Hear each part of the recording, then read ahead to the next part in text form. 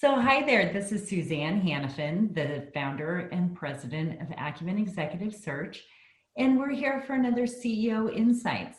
And I'm so proud and happy to introduce my friend, Adi, who's going to tell us a little bit about what she does, how life is post COVID, pre COVID, and in this whole mess.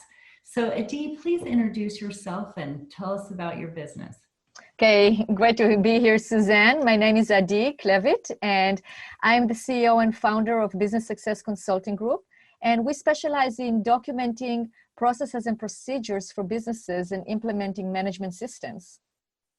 That is awesome. And we talked prior to this, and I don't think a lot of people really understand what a process engineer is. I know it took me a little while and us knowing each other to really understand. And so as a business owner, I look at gross profit and how to drive revenues. Really, there's two sides to it. It's the top side, which is the sales, or the bottom line, which is about the efficiencies. And so Adi and her team really focus on these efficiencies to drive up gross margins. And again, let's talk a little bit of how you helped companies pre-COVID. And then really, how is that translating to this work at home, this flexibility to keep processes and procedures going? Adi? Sure. So, pre-COVID, obviously it was more in person. It was going to the businesses, making sure that how can we make it more efficient? What are the processes and procedures that have to be documented in order to make the business more efficient?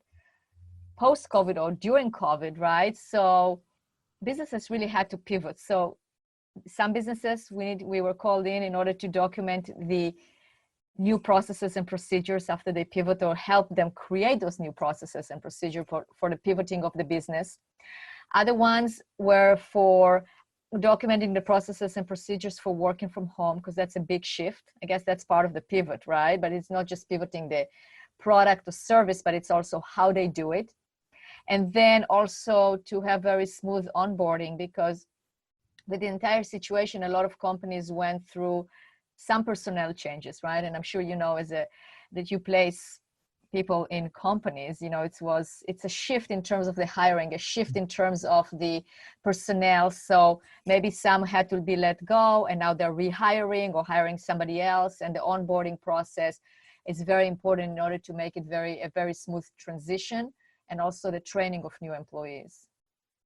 Yeah, and you've worked with really big companies and also really small companies.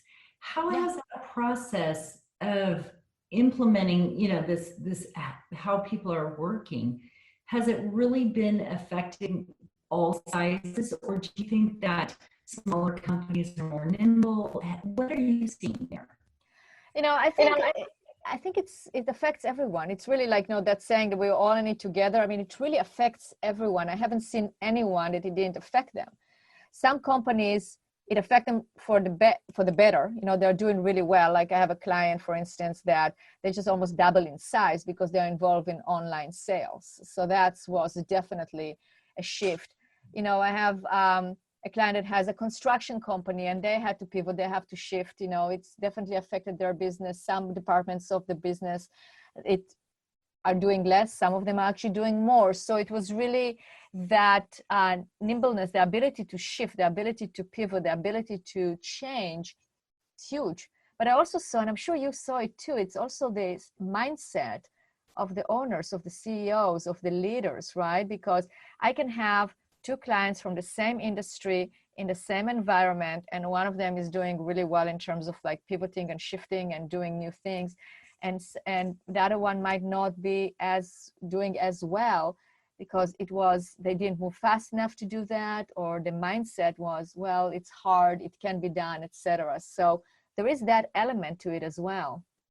Well, and like I said, we talked previously to this, and your business is growing and booming because you don't have all that travel time, and you can actually spend more time working with your clients, even though you're not face to face. Right. We've seen a lot of that sales-minded businesses are doing very successful, right now. So Right. I would love to ask you more on tips and tricks. You know, the whole purpose of this is to educate others, teach them things that they never thought of. So what have you learned? I mean, we're now, what, 6 months into this? I know, right? It's almost, we're going there. Yes. So, the main thing that I learned is how to organize my team remotely and how to help my clients organize their teams remotely. And I learned so much about different tools that exist out there to automate things that we are doing and to really make sure that our communication, our internal communication is streamlined. So we are in communication with each other in the team, although we're all working remotely from our homes, right? So that's key. It's really duplicating the physical environment or the ability to go and talk to each other to the virtual settings, right? Because if you work next to somebody, you will walk to their desk and talk to them. You're not going to start a Zoom call to ask every question, right? But if you start texting them or if you start getting on the phone, it's also very disrupting because in person you can see what they're doing, but maybe they're in a call with a client or maybe they're in the middle of something. So you don't want to interrupt that either. So one of the key things is creating those communication lines, like having internally communicating via some kind of a messenger, whether it's Teams, Slack, whatever you're using, but using that as a communication channel to communicate internally and building it correctly. And then also creating processes and procedures and also policies around correct communication internally. So what, can I ask you, what do Yeah, you of guys course. use? We use Slack for internal communication. Do you use that? No, we tend to use Teams, Microsoft Yeah. Teams. That's where we do all of our collaboration in. But I do find it a little clunky. We've used Slack for external communications. So when you say it's built outright, what did you mean by that? Say it again. I didn't get the last question. Yeah, so I thought you said, it's communication is so important if you build it out right. Right. And yeah, so dive deeper. What does that mean? It means building the channels correctly, because I use Teams externally with some clients that use Teams, so I will be on their Teams account as a guest, right? Because that's how we communicate. So I'm very familiar with both platforms. And there are others out there, right? Those are not the only ones. But it is, what I've seen is that, let's say in the channel, so if everybody puts their comments in the general, then it just becomes very, it's clutter, you miss communications, right? So that's why you have to build the channels correctly and educate people. That's where the process is very important in terms of writing, okay, so this channel is for this particular purpose, right? So we have different channels. This is what we communicate in each one. For instance, you can have a sales channel and it can be linked into your CRM. It can be like data from your CRM can go directly into your sales channel. So whomever needs to know about the sales, they can see any changes in status on some things on the CRM, etc. So it's on the sales channel. You can have a business development channel. You can have whatever your delivery is, in terms of like for you, it would be like the hiring, the placing, the placement can be a channel, right? So it deals directly with candidates, candidate questions about it or any comments or anything that need to be done. So you have that on that particular channel. Then you have to have some kind of a channel where people have ideas, right? We all have bright ideas. And instead of putting it in the day-to-day communication, you can have it in that particular channel. You can call it like a think tank, right? Or bright idea or the water cooler, whatever it is. And then you can put your ideas there and they can park there. And then whenever somebody has time, they can go back in there and comment on it or talk about it. Or it can be like maybe you assign a specific time during the week where you go there and you do that. So that's an example of building those channels correctly and utilizing them correctly.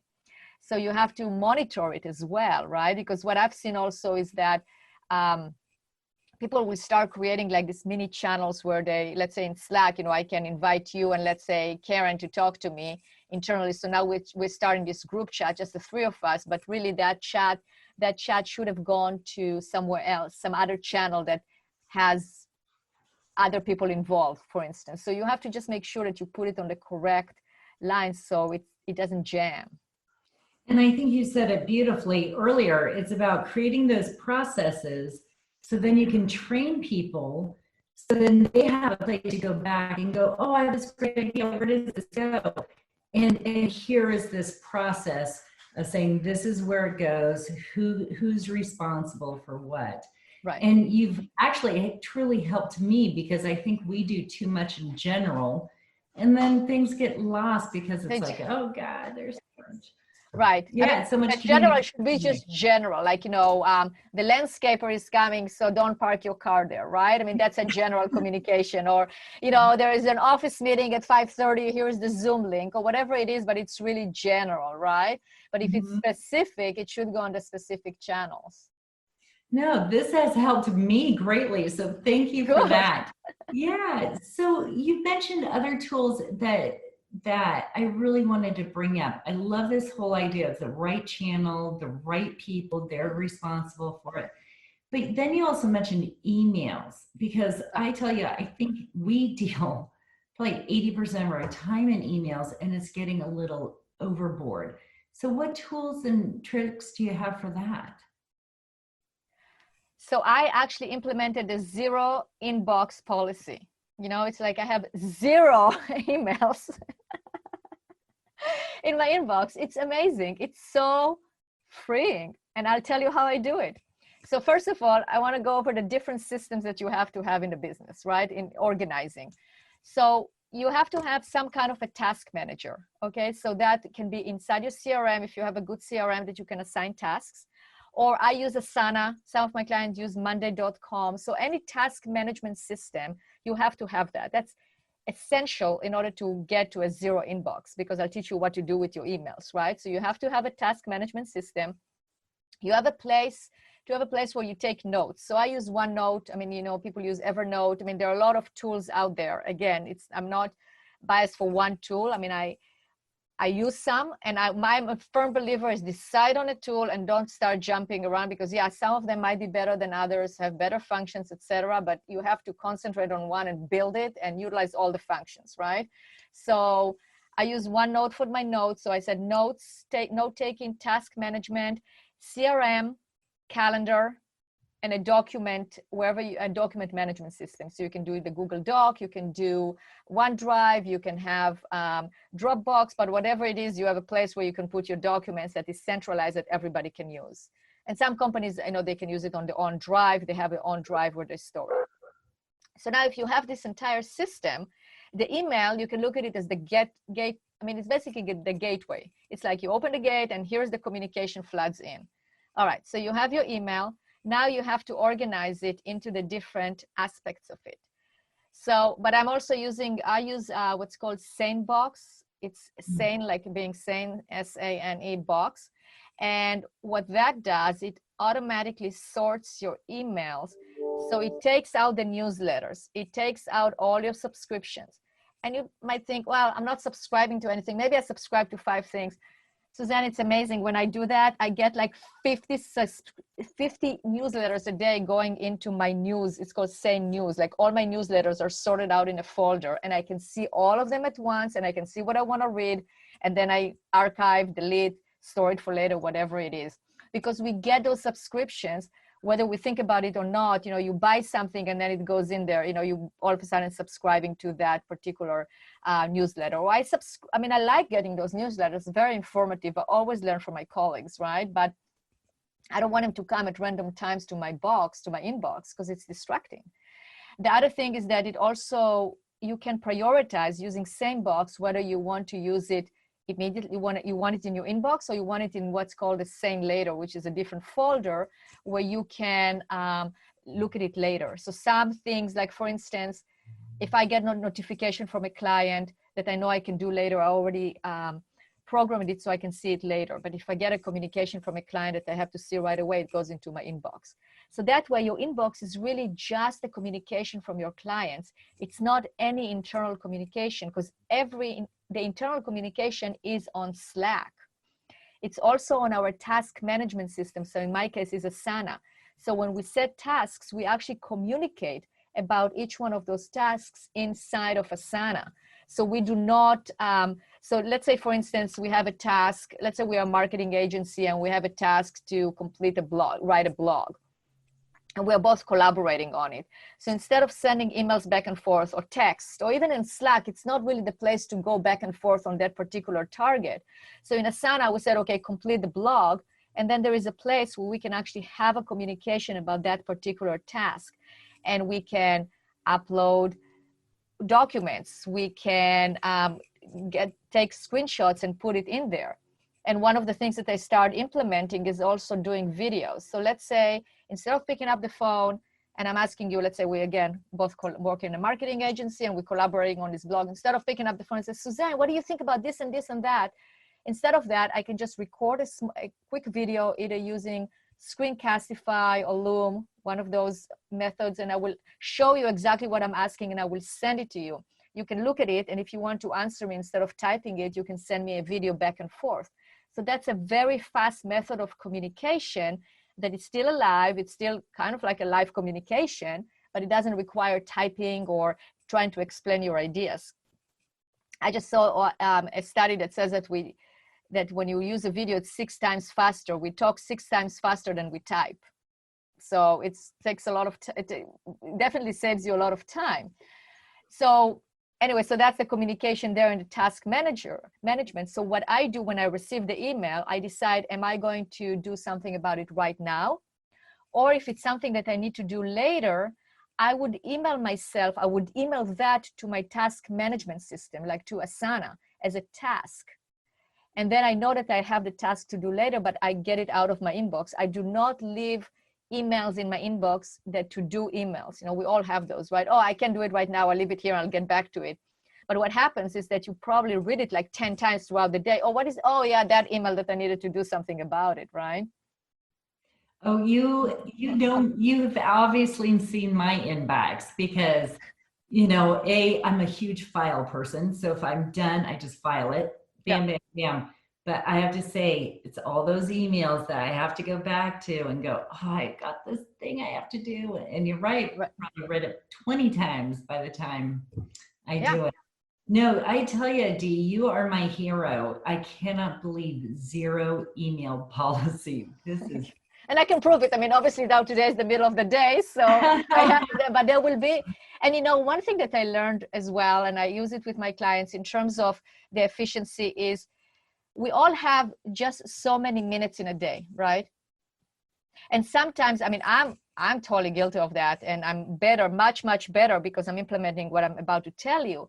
But it will be a little bit insane to think that if we have 480 minutes in an 8-hour day to schedule 960 minutes of tasks, and then you get to the end of the day and nothing gets accomplished. I mean, especially when you're working at home, it's so frustrating. If you have kids that you have to homeschool at the same time, we're just talking about that, right? Or if you get up for 5 minutes and you start doing the laundry, you can get sucked into so many other things. And then if you don't feel accomplished, then you go, okay, so why even try? Let me go do other things, right? I mean, that's what I see, that people get distracted. So you have to really plan your day so you don't get distracted. So you have your time blocks. I'm a huge fan of time blocking, but you have to do it sanely. You can't block 5 tasks if each one of them will take an hour in a 2-hour period. It's just not going to happen. So I use the method of putting my day, like all the actions in my day, and I really quantify it in terms of like how many minutes will it take me. And then I block my calendar accordingly, and then I get things done. And I know that when I'm setting that time of the 2 hours uninterrupted, like deep work, I will turn off all my notifications. I will close my door. I would not answer, like I even turn off my phone completely or put it in the living room, so I don't have to I don't have the temptation to even touch it. And that is huge in terms of the entire process of being efficient. Now, I think your tips and trades and learnings is so valuable. And Adi, we're going to put all of your contact information at the beginning of this video, and we're going to put it all at the end, because I tell you, it sounds like something that Acumen could truly value from. A little bit more organization, help us work smarter, not harder. Right. And so if again, I can't speak more highly of Adi as a person. So thank you very much for your time. Thank you, Suzanne.